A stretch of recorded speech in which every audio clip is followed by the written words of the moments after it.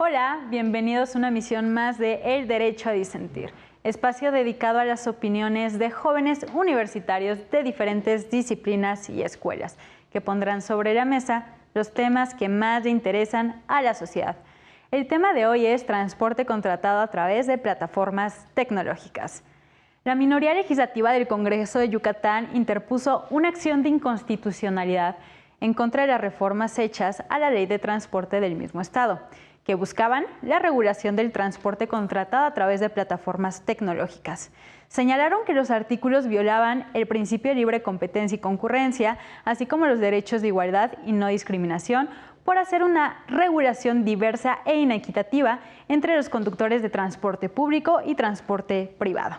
Para hablar de este tema nos acompaña Israel Salazar, de Derecho de la UNAM, Lisbeth Martínez, de Economía de la UNAM, Jimena Blancas, de Derecho del CIDE, y Marco Antonio Padilla, de Economía del Ibero, Puebla. Yo soy Jimena Jiménez. Comenzamos.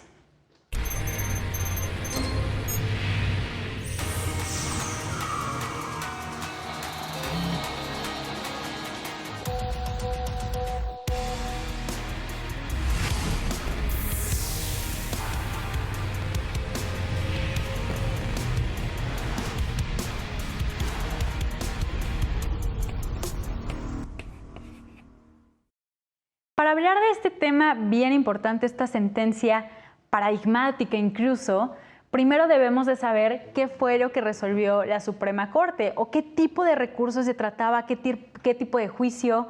A ver, cuéntanos un poquito sobre esto, Israel, bienvenido. Muchas gracias, Jimena. Pues mira, para empezar, ¿qué es una acción de constitucionalidad? Una acción de inconstitucionalidad es cuando una ley va en contra precisamente del mandato más alto que tenemos en el derecho mexicano, que es la Constitución Política de los Estados Unidos Mexicanos. Esta ley puede ser local, incluso federal, y los diferentes congresos locales, incluso el Congreso de la Federación, la Cámara de Diputados o la Cámara de Senadores, puede accionar esta inconstitucionalidad mediante pues el mismo proceso. Pues el resolutivo de esta sentencia fue que es procedente pero infundada esta acción de inconstitucionalidad presente. ¿Qué quiere decir esto? Pues sí da lugar lo que están pidiendo, sin embargo, no tiene una carga jurídica. Como diríamos en derecho, se va más por la tradición que por la ley. Segundo resolutivo, desee la presente acción de constitucionalidad respecto a los artículos 40 bis y 40 quinquies de la Ley de Transporte del Estado de Yucatán. Se sobresee básicamente quiere decir que la acción o los artículos quedan de igual manera a como estuvieron antes de presentar dicha acción.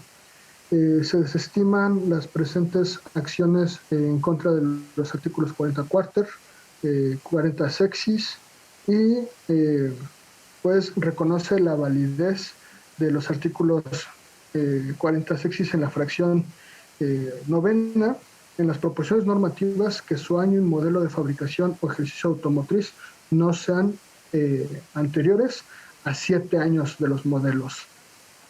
También, pues obviamente indica que esta sentencia sea publicada en el periódico oficial del Estado de Yucatán y en el semanario judicial de la Federación y su gaceta. En efecto, se trata de un medio de control constitucional, pero es un poco diferente a los amparos que solemos ver en estos programas, ya que no son dos personas yendo a una cuestión litigiosa porque se pelearon y quieren que un juez les resuelva, sino que se trata de un medio constitucional más abstracto.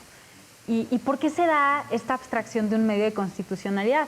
Porque depende de los entes legitimados y qué están reclamando. Por ejemplo, en pues pongámoslo en términos muy sencillos. Está el Congreso de Yucatán y reforma la ley de transporte de ese mismo estado para regular pues el transporte a través de todas estas plataformas tecnológicas, llámese Uber, llámese Didi, llámese Cabify y pues todas esas cuestiones que ya conocemos. Y lo que hace aquí una minoría legislativa que no estuvo de acuerdo con esa reforma, va a la Suprema Corte, tienen que ser el 33% de la minoría legislativa para estar legitimados. Llegan a la Suprema Corte y dicen, yo no estoy de acuerdo con esta reforma que emitió el órgano al que pertenezco, al que somos parte de esta minoría legislativa del 33%. Entonces, es algo abstracto, no es que se esté aplicando los artículos a una cuestión específica, solamente la minoría legislativa dicen, yo no estoy de acuerdo. Y así lo pueden hacer varios sujetos legitimados, está en el 105 constitucional. Puede ser, por ejemplo, la Fiscalía General de la República cuando son normas penales, puede ser la CNDH cuando trate de derechos humanos, puede ser el Congreso de la Unión, en el mismo supuesto, por ejemplo, si hubiera sido como un tema federal, y pues en esos supuestos. Entonces, como resumen, no estamos ante un supuesto de amparo ni una controversia entre dos personas, sino simplemente algo más abstracto, lo cual, ya quería pasar del tema, pero creo que es importante decirlo, también los efectos van a ser abstractos, van a ser generales. No solamente surte efectos entre ciertas personas, sino que al declarar la inconstitucionalidad de una norma en acción de inconstitucionalidad, se expulsa del ordenamiento jurídico esa norma, ya no aplica para nadie. Pero Israel nos comentaba, se desestimaron estos otros artículos. ¿Qué significa eso? Que el proyecto propuso su invalidez para que se expulsaran de todo el mundo jurídico, pero no se alcanzó la votación necesaria para invalidar esa norma, que son 8 ministros. 8 ministros tienen que decir, es inconstitucional esa norma para que se pueda expulsar del ordenamiento jurídico. Pero si no alcanzan esos 8 votos, se desestima y la norma sigue viva. No declaran su validez. Simplemente es como si esa acción no hubiera existido sobre ese artículo en específico en el cual no se alcanzó la votación mayoritaria. Pero pues bueno, ya estos son como temas muy legaloides y los estoy intentando aterrizar para que podamos entender como el contexto de esta sentencia.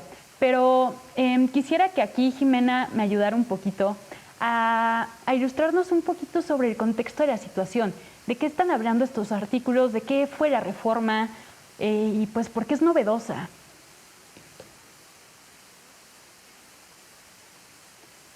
Hola, un placer estar aquí.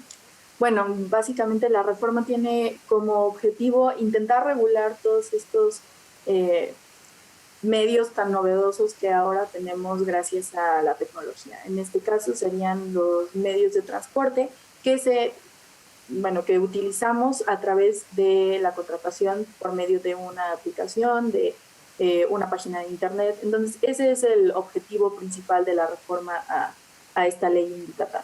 Sin embargo, considero que la reforma, pues sí, tenía por ahí algunos puntos un tanto débiles desde mi punto de vista, ya que como se llegó a ver en el planteamiento del proyecto de la acción de inconstitucionalidad, personalmente creo que el punto de igualdad sí es un asunto muy, muy importante que tiene que verse, dado que es un asunto muy nuevo y creo que hay una gran oportunidad para sentar bases muy específicas que, si bien son relacionadas en este punto al transporte, pueden darnos un poco más de panorama para otras situaciones en las que pueda surgir, más bien todas las situaciones que tenemos actualmente. Esto no se restringe al transporte.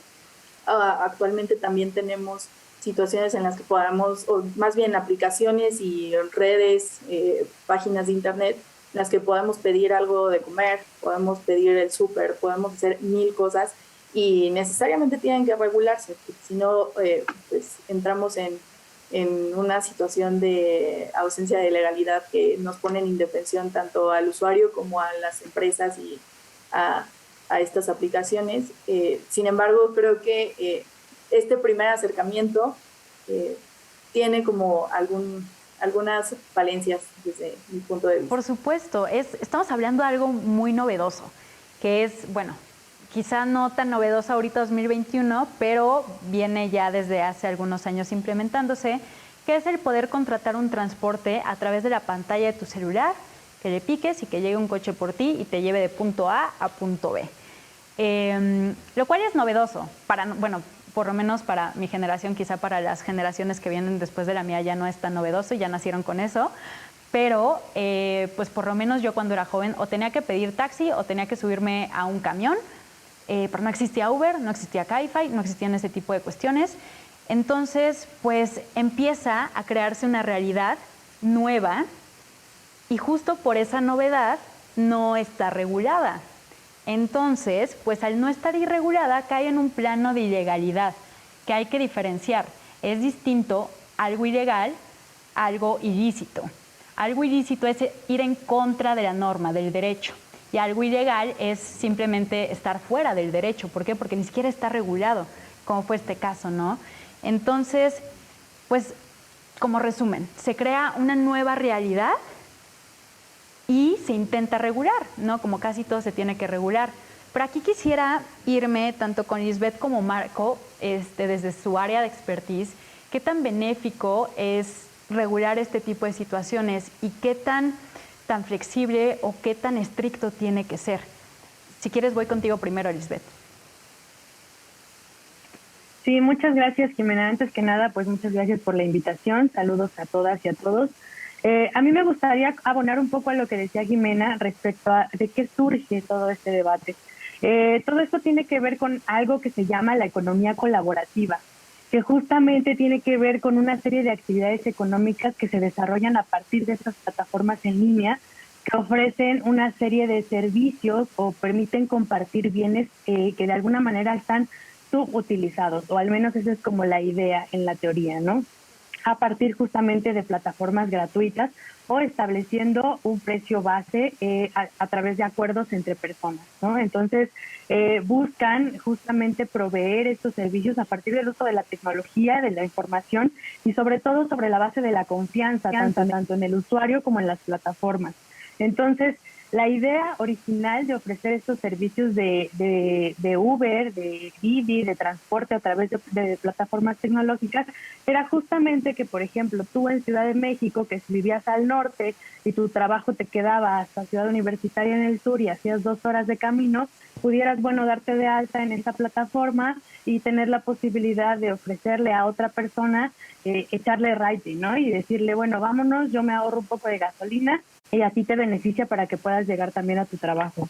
Entonces, esta es la idea original sobre la que surgen estas plataformas, pero ¿qué pasa, no? Que en la realidad, por la magia del mercado, por la lógica de la competencia y por la lógica de la ganancia, surgen un grupo de actores particulares que se dedican justamente a comprar y adquirir flotas de Chevys, de eventos, para justamente emplear a un número de trabajadores y subcontratar a estas personas. Entonces, por un lado tenemos a un número de actores que se están beneficiando de poder ofrecer la posibilidad de dar este trabajo, y por otro lado también tenemos a una gran cantidad de personas que tienen como única fuente de ingreso esta posibilidad, ¿no? Entonces, aquí un poco la discusión que introduce esta sentencia que leímos fue justamente la pregunta de fondo debiera ser: todas las plataformas o todas las personas que ofrecen este servicio debieran sujetarse a la misma regulación, tanto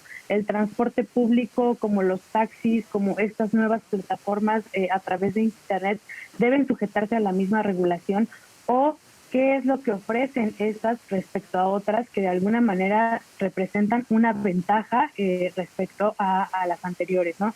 Y en este sentido el tema de la competencia es súper importante, porque la competencia económica entendida como una especie de esfuerzo conjunto tanto de las empresas como de las personas y de los comercios que de alguna manera buscan incrementar esa participación en el mercado. Y hay distintas maneras de incrementar esa participación en el mercado. La competencia es justamente una de ellas. Entonces, estas empresas son competitivas en la medida en la que ofrecen mejores costos, mejores precios, mejores servicios, mejor calidad respecto a otros que ofrecen ese mismo servicio.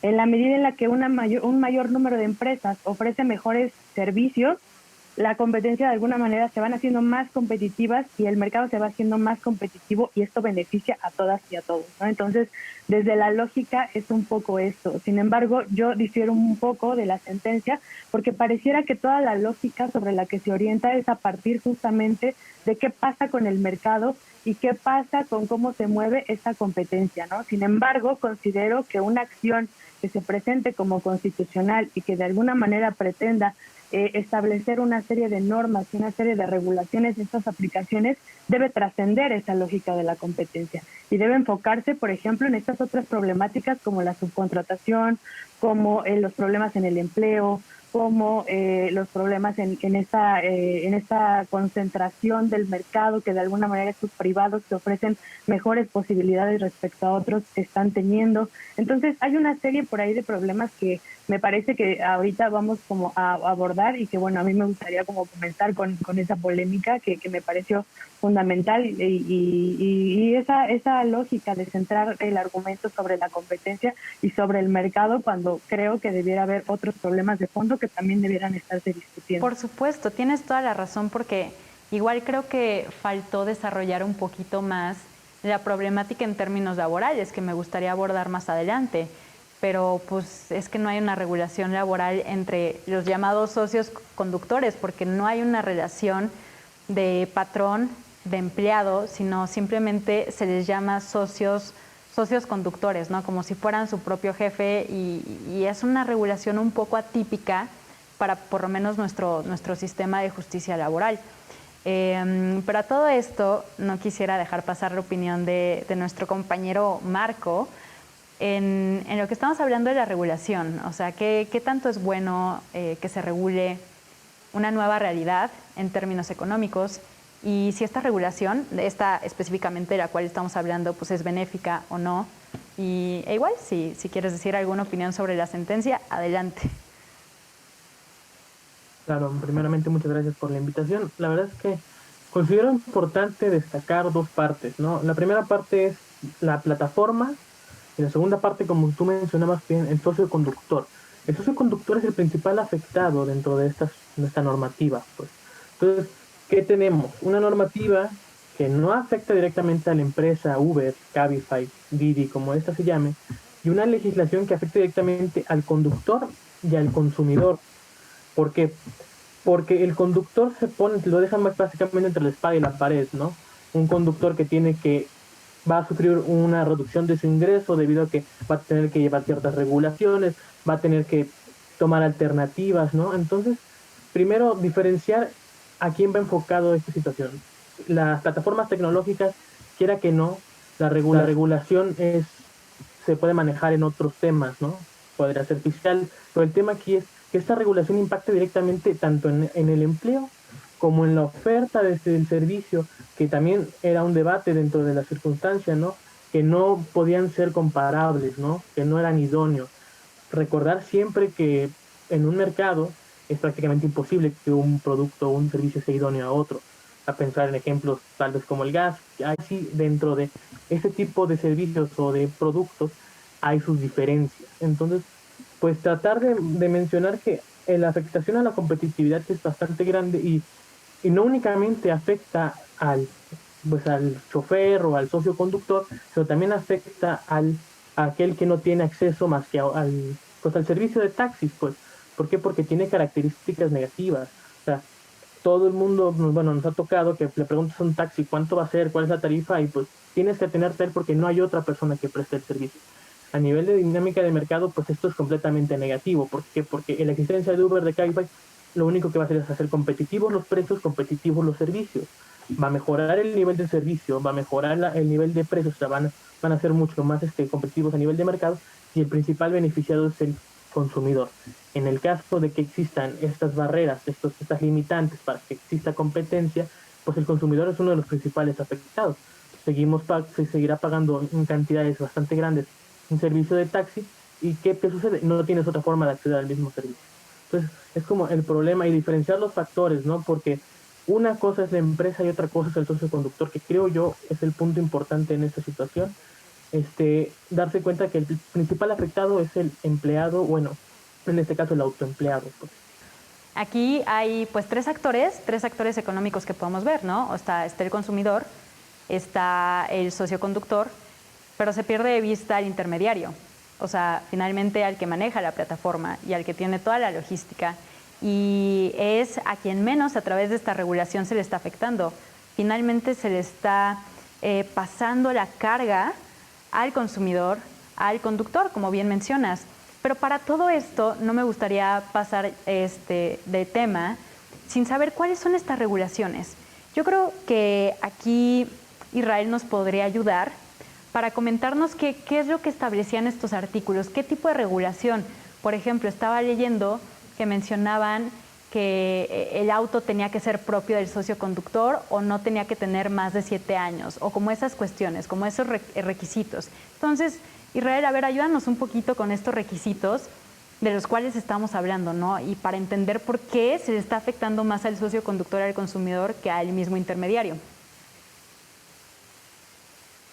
Bien, muchas gracias, Jimena. Bien, sí hay ciertos puntos en estas adiciones que pues afectaban y afectan al socioconductor. Solamente quiero hacer un señalamiento donde hace yo un par de años estuve estudiando la regulación tanto de Uber, de Didi, de todas estas plataformas, y ninguna de estas tiene como tal un contrato. Todas estas aplicaciones se manejan mediante términos y condiciones, y ni siquiera es un contrato de adhesión en el que tú digas, bueno, esto es lo que yo, empresa, estoy ofreciendo. Tú simplemente pues te adicionas, ¿no?, a estas condiciones. No, es totalmente pues una firma de condiciones, de términos y condiciones. Y bien, estos puntos que pues claramente afectan es acreditar la propiedad del vehículo con el que se prestará el servicio de transporte. Que el valor del vehículo exceda, o sea, pues ya hay un sesgo, ¿no?, aquí, que el valor del vehículo exceda 2.750 unidades de medida y actualización, ¿no? Viendo cada año van subiendo las sumas. Estaba investigando que perdón por la interrupción, para el año 2017, que se emitió la sentencia, ese monto equivalía más o menos como a 220,000 pesos, ¿no? O sea, el auto tenía que ser mayor, o sea, en costo, a 220,000 pesos. Pero bueno, continúa. Así es, actualmente tendría que ser más de 286,000 pesos. Cómo va aumentando año con año esto de la unidad. Es exponencial. Sí, claro. Por eso, ¿no?, que su año, modelo o de fabricación o ejercicio automotriz no sea anterior a 7 años. Que tenga máximo 7 plazas, incluyendo al operador. O sea, 6 lugares para los solicitantes. Mínimo 4 puertas, cinturón de seguridad en condiciones de uso para todos los pasajeros, que se podría entender, bolsas de aire delanteras, aire acondicionado, equipo de sonido, y que el vehículo cumpla con los requisitos administrativos para su circulación previstos en la Ley de Tránsito y Vialidad del Estado de Yucatán y su debido reglamento. Así es, justamente todos estos requisitos que bien nos mencionas, Israel. Hay un último requisito que justo no está en otro artículo, pero es que solamente se puede hacer el pago por tarjeta, ya sea de crédito, ya sea de débito, pero no puedes pagar en efectivo. ¿Por qué? Porque eso es para los taxis. Perdón, Israel, adelante. Sí, de hecho, de ese punto precisamente hay un sesgo poblacional, porque no toda la gente puede tener ni acceso al efectivo, ni otras acceso a la tarjeta, ¿no? Y estamos hablando de un estado como Yucatán, en la cual, la extensión territorial es inmensa. 2, las facilidades bancarias, llámense cajeros, son, pues vamos a decirlo así, limitadas en comparación a la población, al número de la población que se encuentra en el estado, y haces un sesgo económico y, si lo llevamos más allá, hasta una discriminación podría ser. En efecto, justo la sentencia hace un análisis de todos estos requisitos. Y algunos dicen, ok, son constitucionales. ¿Por qué? Porque tienen que ver con la seguridad. Otros de plano no pasan el examen de constitucionalidad. lo cual vamos a estar hablando regresando de este primer corte. Esto es el derecho a disentir. Yo soy Jimena Jiménez, estamos hablando sobre la regulación de Uber, Cabify y todas esas plataformas. Pero bueno, vamos a estar de regreso. Regresamos a el derecho a disentir. Estamos hablando sobre la regulación del transporte que se contrata a través de plataformas tecnológicas como es Uber, Didi, Cabify, Bit también está en ese esquema. Pero bueno, estamos hablando ya de temas bien interesantes sobre los requisitos. Pero bueno, aquí primero me voy con Jimena, después me voy con Lisbeth y después con Marco, que creo que todos querían participar sobre estos temas que habíamos estado comentando. Bueno, a mí algo que me llamó muchísimo la atención y creo que es lo que más me llamó la atención de esta sentencia es el tema del análisis sobre la igualdad. Es bien interesante, perdona que te interrumpa, pero es que justo lo que dicen es, se les puede medir con la misma regla a los taxis y a los Ubers. Creemos que no, porque estos tienen estas características y estos tienen otras características, entonces no se pueden medir con la misma regla y por lo tanto, pues podría no ser violatorio al derecho a la igualdad, pero yo creo que es algo todavía debatible, ¿no? Entonces, perdona que te interrumpa, Jimena, sigue con tu exposición, perdón. Justamente al respecto de eso, ¿son comparables, no son comparables, están en la misma categoría, no están en la misma categoría? Creo que al momento es bastante borroso todavía, creo que cada una de nosotras podría argumentar para cualquier lado y podría ser bastante válido. Personalmente creo que es muy evidente que sí son dos cosas distintas. En ese lado estoy de acuerdo con lo que dice la sentencia. Son dos bichos distintos. Por un lado tenemos algo que tomas en la calle directamente con un conductor que puede o no ser el dueño del coche, por lo regular es una concesionaria. Y por el otro lado tenemos algo que nos da acceso a muchísimo más información de los socios conductores y todo lo que implica tener ese nivel de información, las facilidades que pueden llevar con ello, el sistema de pago, los temas laborales que ya platicamos. Creo que es muy evidente, para mí por lo menos, que son dos cosas distintas. Sin embargo, mi asunto no va necesariamente por ahí, sino a mí lo que me causa muchísimo conflicto al momento de leer la sentencia es qué es lo que le estamos pidiendo a uno y a otro. Porque si la manera en la que estamos justificando esta diferenciación es la seguridad, me parece muy claro que tenemos que pedirle exactamente el mismo nivel de seguridad también a cualquier otro sistema de transporte público, taxis, camiones, pero bueno, en este caso creo que los taxis son los más análogos a Uber, Cabify, Bit y todo eso. Entonces, ahí es donde a mí me hace muchísimo ruido, donde no estoy nada de acuerdo con lo que dice la sentencia, porque si efectivamente nuestro argumento para considerar que es constitucional es porque es una medida que brinda seguridad a la persona que está siendo la usuaria del servicio, entonces creo que queda en evidencia que le estamos pidiendo un estándar de seguridad muchísimo más alto a uno con respecto del otro. Y eso finalmente nos atañe a todos y nos afecta principalmente al usuario. Aunado a eso, hay por ahí un voto particular que me llamó mucho la atención porque señalaba que era muy claro ver cuál era el objetivo de esta restricción o cuál era el objetivo de todos estos requisitos, y es que era la seguridad, porque eso venía en la exposición de motivos de la ley. Sin embargo, eso a mí tampoco me parece suficiente. Podemos poner mil cosas en la exposición de motivos de la ley, sin embargo, eso no me deja tranquila para saber que ese es el objetivo. Y justamente creo que tenemos muchos ejemplos en coches, como podemos intentar hacer algo y tal vez los incentivos traen todo lo contrario. Por ejemplo, empezar a utilizar el cinturón de seguridad en su momento trajo muchísimos más accidentes porque la gente se sentía con todo el derecho de pisarle al pedal y darle a fondo.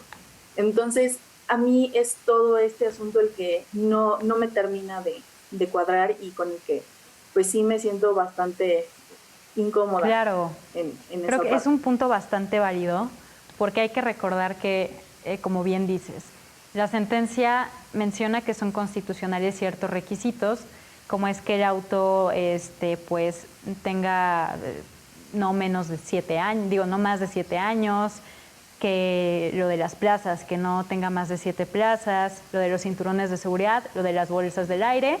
La Corte dice, ok, esos requisitos están estrictamente vinculados con la seguridad, entonces por eso son constitucionales. Digo, creo que me parece como un examen muy básico, podría decirse.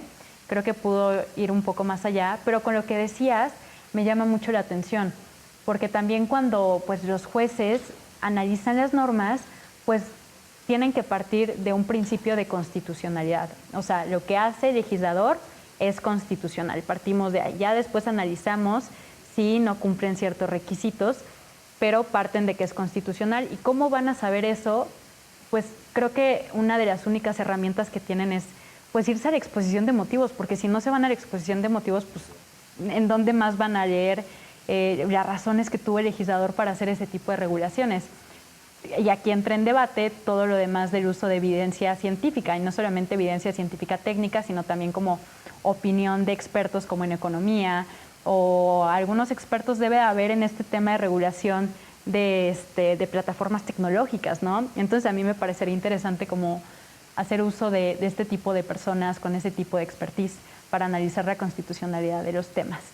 Pero, a ver, Lisbeth, querías decir algo sobre todo lo que estábamos mencionando en el bloque anterior. Te vi ahí queriendo participar. Sí, a mí me llama mucho la atención esta cuestión de establecer características que de alguna forma hagan constitucional esta medida, ¿no? Tiene que ver con esto que se llama en la teoría la libre concurrencia, ¿no? Con esta posibilidad de las personas de poder elegir, dedicarse o no a desempeñar cierta actividad. Entonces, bueno, la gran pregunta es, ¿en qué medida estas características que de alguna manera definen esto como constitucional o no, permiten una mayor competencia o en realidad limitan que haya una mayor participación de un mayor número de personas, tanto usuarias de este tipo de servicios como prestadoras de este tipo de servicios, ¿no?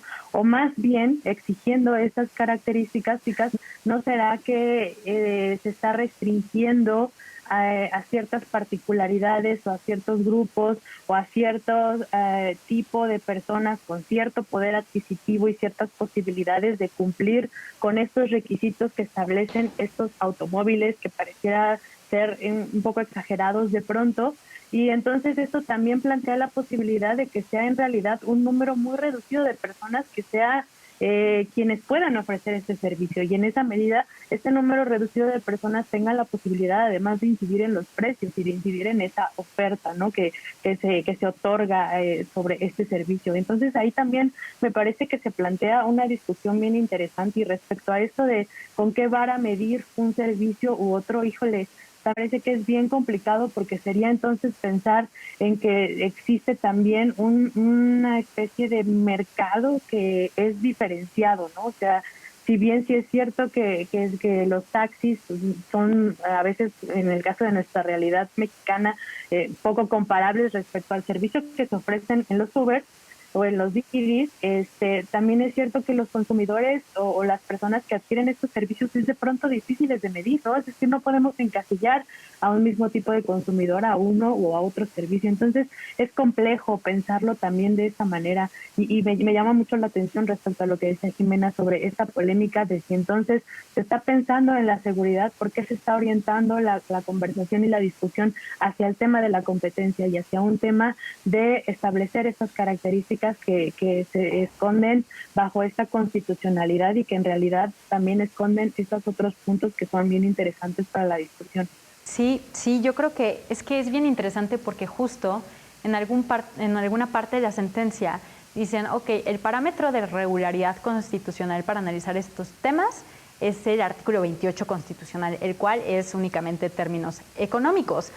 Cuando el parámetro de regularidad constitucional, tratándose de plataformas tecnológicas y transporte, creo que puede ser muchísimo más amplio que solamente decirlo en términos económicos, como bien dices, Isbeth.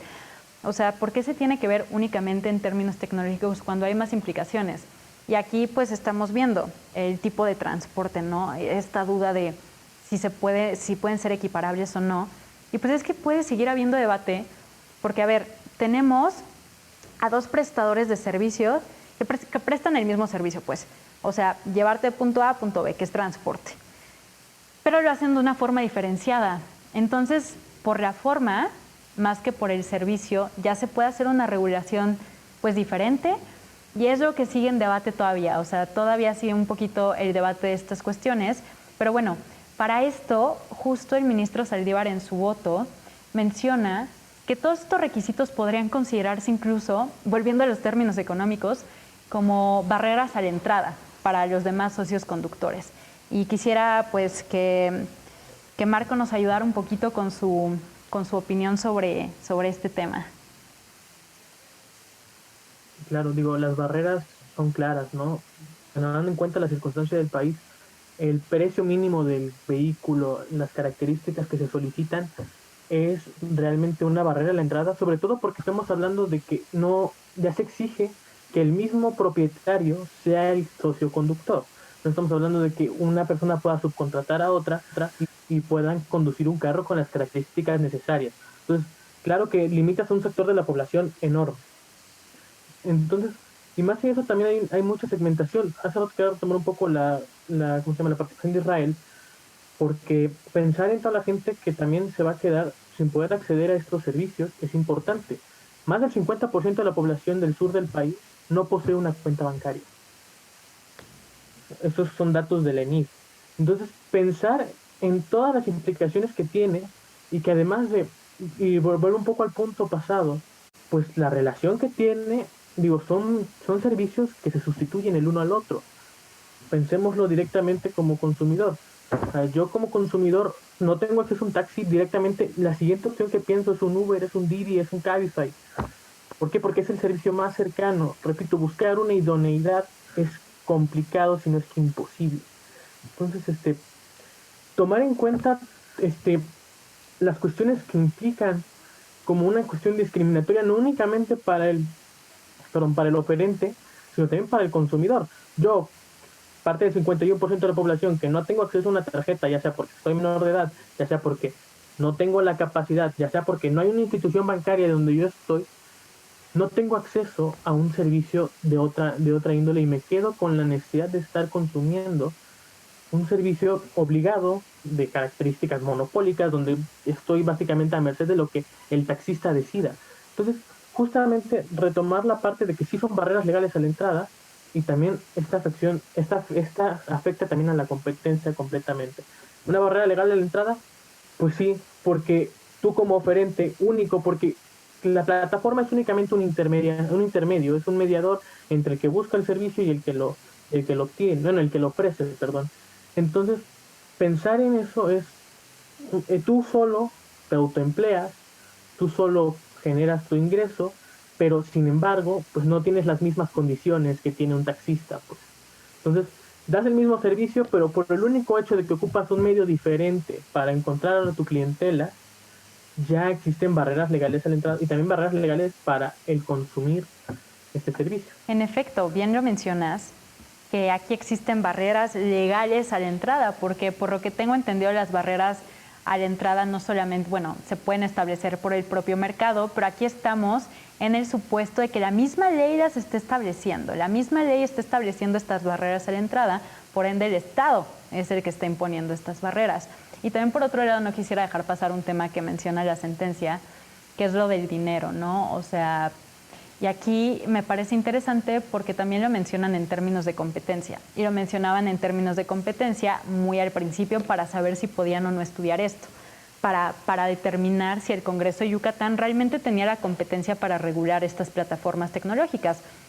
Y lo que mencionaban fue como, a ver, estamos ante diversos supuestos que pueden ser materia federal, porque estamos ante cuestiones de regulación comercial, igual de competencia económica, igual de algunas otras cuestiones que son competencia de la federación y no de los estados. Pero lo pudieron resolver diciendo, bueno, más bien esto se trata de un tema de transporte y eso sí lo pueden regular los estados propiamente. Pero aquí lo del tema del dinero justo fue como el estado de Yucatán, o sea, aparte de que es totalmente inequitativo no dejarles prestar el servicio por medio de efectivo, el Congreso de Yucatán pues no tiene esa facultad tampoco de regular ese tipo de cuestiones, ¿no? O sea, antes de que nos vayamos a los debates de quién tiene tarjeta, quién no, simplemente el Congreso de Yucatán no pudo tenerlo. Y me parece interesante evolucionar el debate de, oigan, pues, ¿cuál es el número de personas que tienen tarjetas en nuestro país? Bien decía Marco, puede ser menor de edad, puede ser que no tengas los ingresos suficientes, puede ser que etcétera, etcétera, etcétera, y no lo tengas. Y así sucede con muchas de las personas que habitan en este país, ¿no? Hay que verlo desde una perspectiva que no sea clasista. Entonces, pues hemos terminado con este segundo bloque, pero vamos a regresar con uno tercero, donde vamos a analizar ya aterrizado como a la sentencia todas estas cuestiones que hemos estado platicando. Y pues bueno, hemos estado hablando sobre el transporte, la regulación del transporte que se presta a través de las plataformas tecnológicas. Esto es el derecho a disentir. No se vayan. Regresamos al derecho a disentir.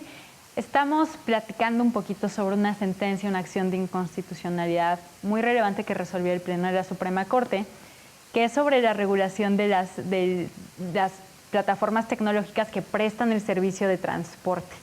Y pues bueno, todo esto, en una parte de la sentencia, lo hacen a través del análisis de la libertad de tránsito, ¿no? Y qué tanto se ve interferido este derecho en cuanto a este tipo de regulaciones.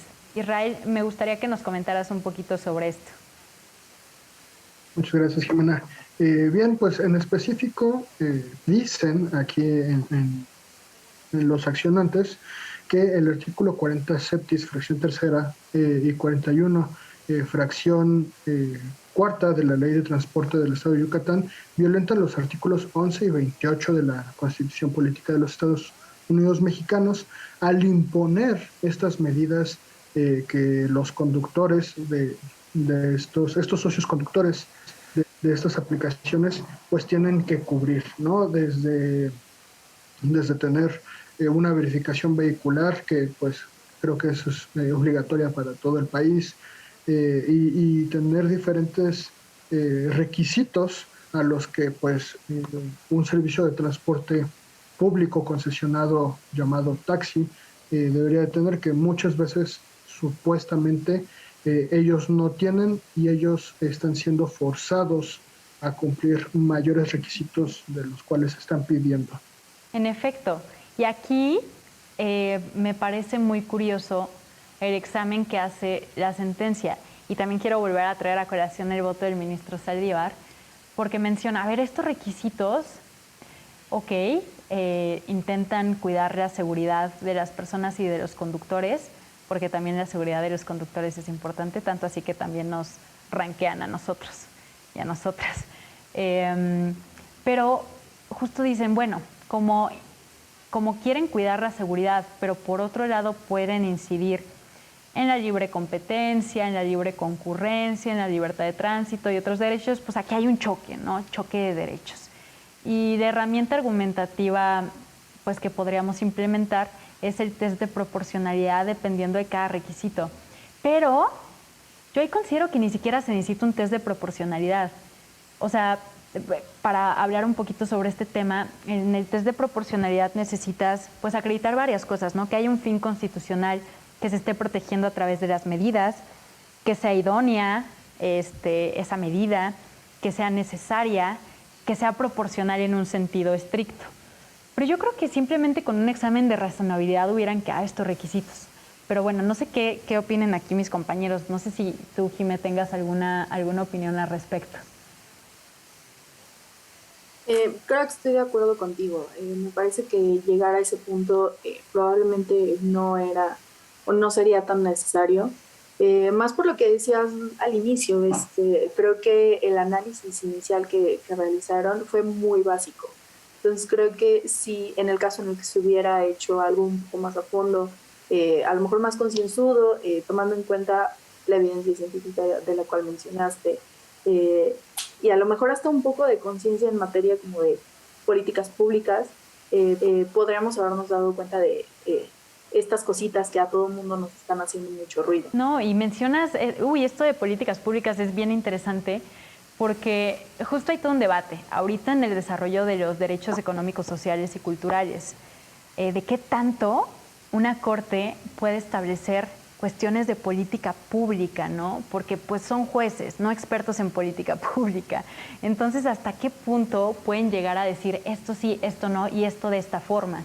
A mí me parece muy interesante este debate que se sigue desarrollando porque, híjole, nos faltan años para desarrollar todo lo de derechos económicos, sociales, culturales. Creo que este tema no trata sobre esos derechos, pero viene un poquito relacionado, ¿no? Por esto que estabas comentando, Jimé. Pero a ver, Lisbeth, cuéntanos un poquito de tus reflexiones de todo esto que hemos estado comentando. Pues creo que es un tema súper interesante, creo que es un tema muy vigente que se va a seguir discutiendo y que en la medida en que pensemos que se va a seguir discutiendo en el futuro, tendríamos entonces que estar pensando en la ley y la constitucionalidad más allá de una lógica solamente del mercado y de la competencia y de la libre concurrencia. Si estamos pensando a la ley solamente como un freno a estos elementos, entonces nos estamos limitando un poco a las posibilidades que tiene y entonces me parece que debiéramos empezar a plantear cuestiones y abrir debates y abrir espacios en torno a esta discusión y pensarla más quizá en términos de la justicia, ¿no? ¿Cómo es que pensamos entonces estas plataformas en términos de la justicia? Que sea para todas y para todos, tanto como para estos tres participantes que mencionábamos, ¿no? Tanto las empresas como los consumidores como quienes ofrecen estos servicios. Entonces, bueno, eso sería como la reflexión con la que yo cierro de la sentencia y nada. Perfectísimo. Es que aquí, de todo lo que has estado diciendo en el programa, de centrarse solamente, o centrar este tema en términos económicos, pues queda un poco limitado, ¿no? Pero, por otro lado, también hay que tomar en cuenta que los artículos constitucionales que hablan de las cuestiones económicas están bien poco desarrollados. O sea, hay muy poquitos asuntos que llegan a la Corte viendo estos asuntos económicos, de competencia. Entonces yo creo que cuando ven la oportunidad de desarrollarlo, pues lo desarrollan. Entonces creo que ahí, al emocionarse con este tema, perdieron el foco de todos los demás temas que tú mencionas, ¿no? Y aquí pues me quisiera también ir con Marco para pues hablar, ¿no? de esta regulación. También se debería hacer como desde el aspecto laboral, porque por ejemplo un socio conductor, pues laboralmente puede decir, yo soy mi propio jefe y quiero trabajar 20 horas el día de hoy, ¿no? Y mañana también, y pasado también, y ya son cuestiones como un poco extrañas, que el otro día que tomé un Uber, digo, no es por hacer res comercial ni nada, pero justo me estaba comentando el conductor que ya les ponen un límite de cuántas horas pueden estar activos y cuántas horas tienen que estar desactivos. Pero en 2017, cuando se emitió esta sentencia, no estaba esa regulación. Yo creo que se dieron cuenta de la problemática que estaba haciendo para los socios conductores que se autoexplotaban, podría ser incluso. Pero pues tiene un trasfondo más problemático porque es como una autoexplotación. ¿Pero por qué? Porque pues es su único trabajo y entre más trabajan, más dinero tienen, ¿no? Y pues como tienen dinero limitado, van a trabajar las horas que sean, o sea, aunque sea dormir 3 horas, trabajar 20 horas, vaya, caemos en una regulación un poco inhumana, autorregulación de ese mercado que es un poco inhumana, yo creo. Pero bueno, Marco, cuéntanos un poquito estas reflexiones. No, pues perfectamente como tú lo mencionas, ¿no? Es complicado. La regulación, tengo que admitir que sí tiene sus deficiencias, tiene sus errores, pero también yo quiero mencionar que hay que analizar no solamente el impacto económico, como dice Liz, también mencionar el impacto social, político, personal, individual, sobre el ingreso de los hogares que tienen. O sea, hay que ser muy, muy delicados, muy sutiles, y no me refiero a una especie de ser tibio, sino hay que ser muy cuidadoso con lo que se decide porque estas regulaciones tienen un impacto tan grave, tan grande, que muchas veces, tal vez a nivel económico, las decimos con mucha facilidad, ¿no? Va a bajar el ingreso, pero ¿qué significa que baje el ingreso de un hogar? Porque como tú lo mencionas, no, la gente no quiere trabajar 20 horas. O sea, una persona tiene necesidades de ocio, tiene necesidades diferentes, pero ¿qué sucede? Pues la situación está en un punto tan crítico que la gente tiende hasta sobreexplotarse a sí misma.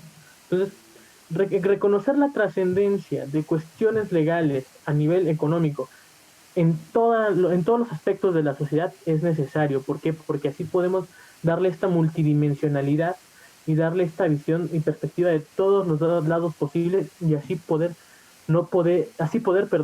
llegar a conclusiones mucho más certeras y mucho menos nocivas. ¿Por qué? Porque efectos secundarios siempre va a haber, pero hay que buscar que sean los menos. Claro, muy acertada tu participación. A ver, Israel, ¿tú qué concluyes de todo este tema que hemos estado hablando y de esta sentencia?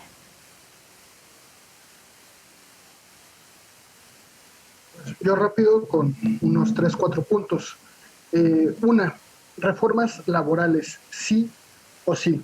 Se les tiene que dar más derechos a los socios conductores. Las empresas, como ya lo mencionaba antes, se deslindan de todo derecho simplemente siendo estos tratados mediante términos y condiciones y ni siquiera por un contrato de adhesión. Ese es punto número 1. Punto número 2. La competencia económica es completamente contraria a una sobreregulación. Creo que no hay que confundir un libre mercado con tratar de regular todo. Acuérdense que por mera ley, si el mercado se ve regulado por el Estado o sobreregulado por el Estado, no funciona. Una buena regulación económica y social. ¿Qué quiero decir con esto?